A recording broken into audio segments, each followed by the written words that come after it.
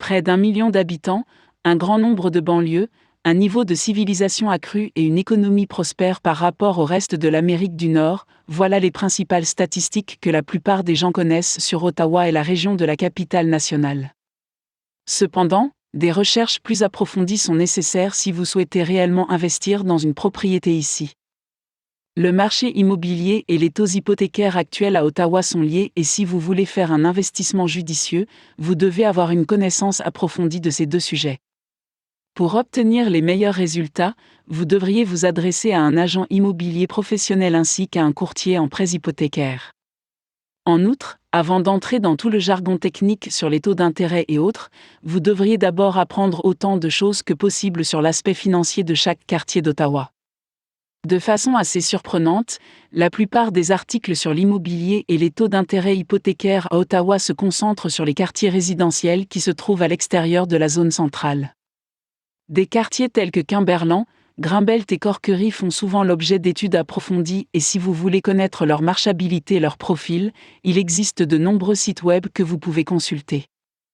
La dernière tendance est de se concentrer sur les banlieues. À Ottawa, de plus en plus de familles s'éloignent du bruit de la zone urbaine centrale et recherchent plus de calme et de tranquillité. Cependant, le centre d'Ottawa, c'est-à-dire la zone connue sous le nom de Somerset Ward, présente toujours un grand intérêt pour certains groupes de la population, car il offre un accès direct à certains des points d'intérêt commerciaux les plus poignants. Le quartier encadré par le canal Rideau et la rue Gloucester est aussi appelé le Triangle d'Or. L'une des raisons de ce surnom est le niveau de vie élevé. Environ 22 000 personnes vivent dans le centre-town et les églises et le musée canadien de la nature comptent parmi les points d'intérêt les plus importants de ce quartier.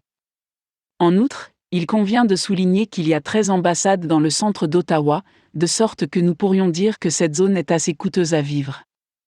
Il a été souligné, lors du recensement de 2006, que la population a diminué de 3,1% et que les propriétés résidentielles font lentement place à l'avènement des propriétés commerciales. Malgré tout, le centre-ville demeure un excellent endroit où vivre pour ceux qui travaillent à proximité et ceux qui doivent avoir accès aux institutions notables d'Ottawa.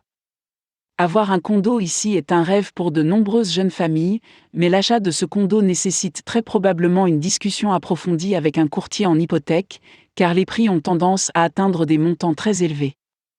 Tout bien considéré, Ottawa se distingue par sa région centrale, qui est très moderne, de haute technologie et sûre. Cependant, avant d'investir dans une propriété ici, ou dans n'importe quel autre quartier de la ville, il est essentiel que vous vous renseigniez sur tous les aspects de ce quartier. Vous devez également garder à l'esprit les aspects financiers et vous assurer de collaborer avec un expert en prêts hypothécaires ou en immobilier qui pourra vous aider à faire la meilleure affaire.